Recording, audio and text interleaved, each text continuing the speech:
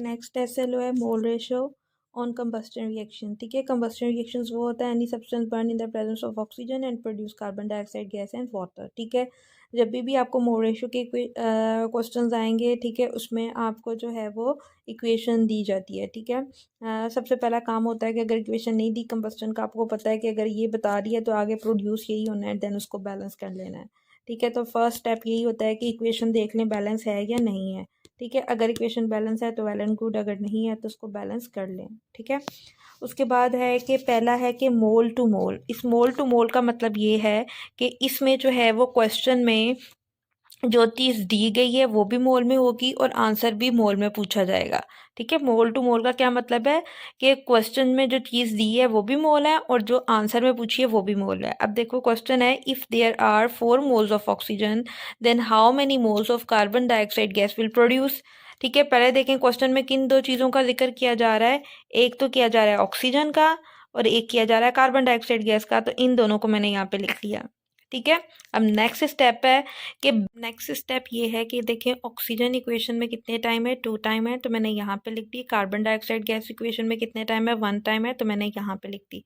ठीक है, ये तो हो गई इक्वेशन की बात। अब न्यूमेरिकल देखें, ऑक्सीजन कितने टाइम है, 4 मोल्स है। 4 मोल्स लिखने, यहाँ मोल ही लगने, यहाँ पे मैं कोई और चीज़ नहीं लगा सकती। अगर मोल यहाँ पे मोल लगा दिए, 4 मोल्स हैं तो मैंने यहाँ पे लगा दिया इसके। अब CO2 का क्या पूछा है, CO2 हमें पूछा गया, क्रॉस मल्टीप्लाई किया है।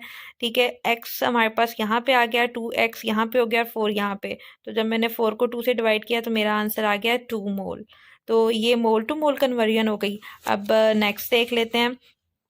नेक्स्ट है मोल टू मास, यानी कि अगर मोल्स दिए जाएं क्वेश्चन में और मास पूछा जाए, जैसे कि if there are 2 moles of methane then how many gram of water will produce. ठीक है, तो अब इस कंडीशन में क्या करें देखते हैं। मैंने लिया CH4 की बात हुई है मीथेन और वाटर की बात हुई है H2O, ये रहा, तो ये वाटर भी लिख दिया। अब पहले तो इक्वेशन में देख लें मीथेन कितने टाइम है और वाटर कितने टाइम में। देखा मीथेन हमारे पास 1 टाइम है और वाटर हमारे पास 2 टाइम है, तो ये लिख लिया। अब क्वेश्चन में देखें मीथेन के मोल्स दिए हुए हैं, यस 2 मोल्स दिए हुए हैं, फाइंड आउट किसके करने हैं, वाटर के, तो इसको x बना दिया। अब देखें जब मैंने मोल रेशो करके निकाला तो मेरा मोल्स वाटर के जो निकले वो 4 मोल्स निकले, लेकिन क्वेश्चन में उसने मोल्स नहीं मांगे, उसने क्या मांगा है, मास। तो मास का फॉर्मूला क्या था, मास का फॉर्मूला था कि moles multiply by molar mass. तो मोल कितने मेरे पास 4 लगा दिए जो कि मैंने यहाँ फाइंड आउट किए हैं, और मास हम किसका निकाल रहे हैं, वाटर का निकाल रहे हैं। तो वाटर का मास कैसे निकालेंगे, 2 1 2 + 16 18 मास आ गया, 18 के साथ मल्टीप्लाई कर देंगे तो अब मेरे पास आंसर जो है वो ग्राम में आ जाएगा। यानी मोल्स निकालने के बाद आपने उसको ग्राम में कन्वर्ट कर लेना है। ओके, देन इसी तरीके से एक और इक्वेशन दी गई है, उसको मैंने बैलेंस कर लिया है। ठीक है, अब यहाँ पे है कि if there are 10 gram of oxygen then how many moles of water will produce. ठीक है, तो इसमें मास टू मोल की बात की गई है। मास टू मोल की मतलब कि जहाँ पे भी मोल वर्ड यूज़ हो गया ना, या तो लास्ट पे या शुरू पे क्वेश्चन में, तो मीन्स उसमें आपने इस जगह पे मोल्स ही यूज़ करना है, ये मैं बार बार बता रही हूँ। ठीक है, अब ये क्वेश्चन देखने ही मैंने किन दो चीज़ों की बात हुई है, ऑक्सीजन की बात हुई है और किसकी बात हुई है, वाटर की, तो मैंने ऑक्सीजन लिख दिया, वाटर लिख दिया। ऑक्सीजन इक्वेशन में कितने टाइम है, 5 टाइम, मैंने 5 टाइम लिख दिया। वाटर कितने टाइम है, 2 टाइम, मैंने 2 टाइम लिख दिया। यहाँ के तो मोल्स हो गए। अब आई आगे की बात, ऑक्सीजन के मोल्स, ऑक्सीजन ही गिवन है, वाटर तो हमें एक्स पूछा गया है, लेकिन मेरे पास यहाँ पे ऑक्सीजन के मोल्स तो हैं ही नहीं, तो मोल्स फाइंड आउट करने का फॉर्मूला क्या था, non mess divided by molar mass. तो ऑक्सीजन का नॉन मैस कितना है, 10, और मोलर मैस कितना होता है, 16 और 16 32। मास निकाल लिया, डिवाइड किया तो 0.31 मोल्स आए। तब मैंने ये वाले मोल्स उठा के यहाँ पे लगाए। अब मैंने क्रॉस मल्टीप्लाई किया, क्रॉस मल्टीप्लाई करने के बाद जब मैंने इसको सॉल्व किया तो मेरा आंसर आया 1.25। ठीक है, किसी जगहों पे लास्ट पे जो है वो कन्वर्ट करना पड़ता है, कई जगहों पे शुरू में जो है वो कन्वर्ट करना पड़ता है। फॉर्मूलाइज लगाना है, यानी कि इसके आगे अगर आपको मॉलिक्यूल्स पूछ ले तो मॉलिक्यूल्स में क्या करना है, ये मोल्स लगे हुए हैं, मल्टीप्लाई बाय एवोगाड्रो नंबर, वो तो लास्ट पे सिर्फ कन्वर्ट ही करनी है। ठीक है, जैसे कि फॉर एग्जांपल वो यहाँ पे पूछ ले कि वाटर के जो हैं वो मॉलिक्यूल्स कितने हैं। ठीक है, अगर मॉलिक्यूल्स पूछ लें तो परेशान नहीं होना, क्या फॉर्मूला है, moles multiply by Avogadro number. ठीक है, मोल्स कितने आए हुए हैं, 0.125, मल्टीप्लाई कर देना है उसको 6.02 इंटू 10⁻23 के साथ, तो आपके मॉलिक्यूल्स आ जाएंगे। तो फार्मूलाज तो वही लगने हैं, बेसिकली आपको चीज़ यहाँ से सॉल्व करनी है। ठीक है।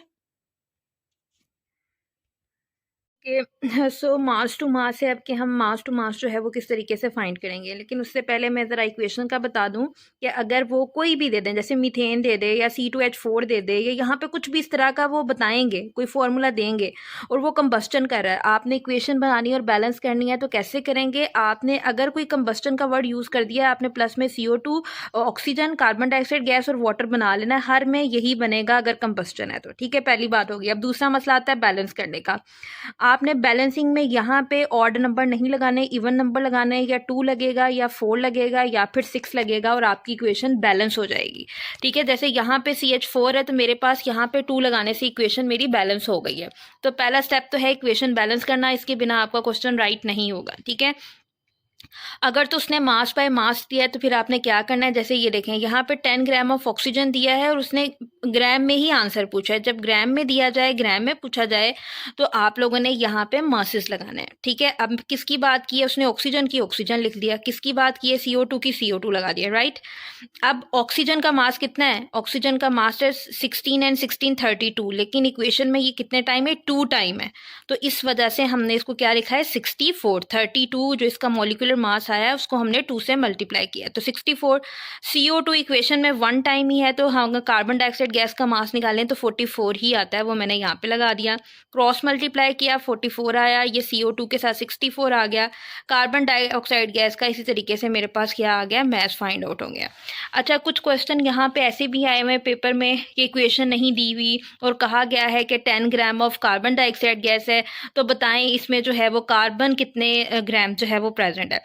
तो इस कंडीशन में भी आप लोगों ने क्या करना है? CO2 की बात की है और कार्बन की, तो CO2 की बात की और कार्बन की। CO2 का मास कितना है? 44 है। कार्बन इस CO2 में कितने टाइम है? 1 टाइम, तो इसका मास कितना है? 12। किसका मास दिया हुआ है? CO2 का 10 ग्राम लिख दिया। कार्बन का फाइंड आउट करना है, क्रॉस मल्टीप्लाई करेंगे तो आपका आंसर आ जाएगा 2.7। अगर इसी तरीके से पूछे कि इस CO2 में ऑक्सीजन कितने हैं, ठीक है, यानी ऑक्सीजन के जो है वो कितने ग्राम प्रेजेंट, अगर इसी तरीके से पूछा जाए कि ऑक्सीजन के कितने हैं, तो देखें ऑक्सीजन जो है वो 2 टाइम है।